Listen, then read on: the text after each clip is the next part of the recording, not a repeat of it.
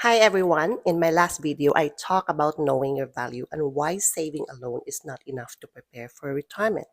Today, I want to speak directly to women like me, yung mga nasa 50s na, whether you're still working, planning for retirement, or simply wondering what's next for me.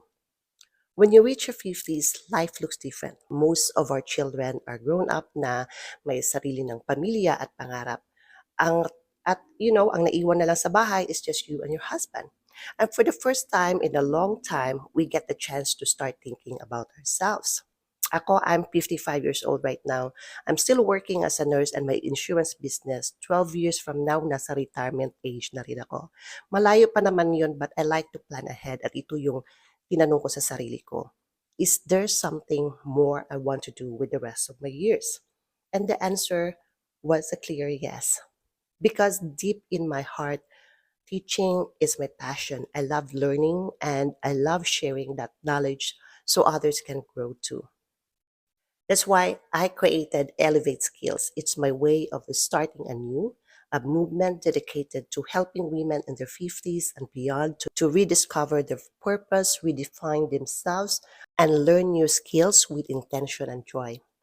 As women at this stage, we've grown up with certain ideas about retirement. Mostly ang iniisip lagi natin, pag mag-retire, wala nang ginagawa. But let's reimagine what it means to retire, not as an end, but as the beginning of something exciting. Meron tayong old belief, pag mag-retire ako na lang ang mag-aalaga sa mga apo ko. Mm, Caring for our grandchildren is a blessing, but it doesn't have to be our only role. What if you could nurture them and still build something meaningful for yourself? Maybe you start a small passion project, teach online, or use your unique wisdom to inspire others. You don't lose your dreams just because you become a lola. Your purpose can expand. I'm sure narinig nyo rin ito. Kung saan bahay ng anak ko, doon na lang ako titira. Well, sure ka ba na gusto ng anak mo yon? Instead of feeling like you're living under someone else's roof, imagine having the independence and comfort of your own space.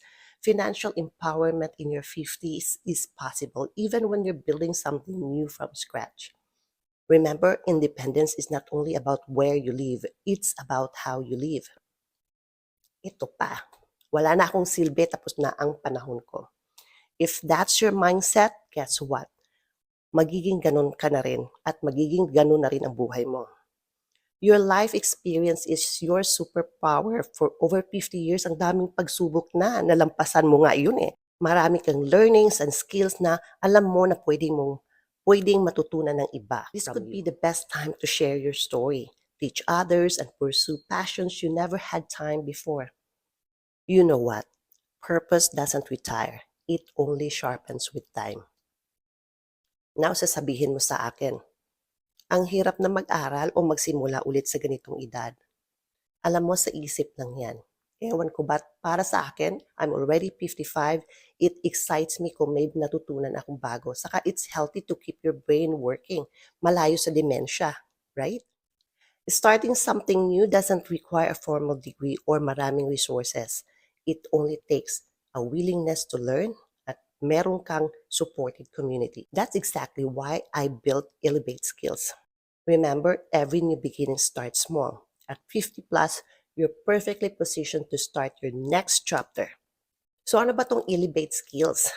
Elevate Skills is here to show that a fulfilling life goes beyond traditional roles and expectations.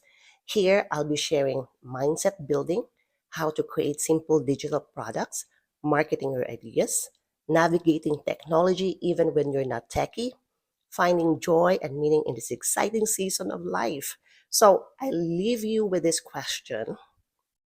What are you building today for your future self? Ano yung gusto mong simulan ngayon na balang araw, ikaw rin ang magpapasalamat sa sarili mo? You can comment below and share your thoughts. Let's embrace a new chapter together where our experiences fuel our journey and our mission lights the way.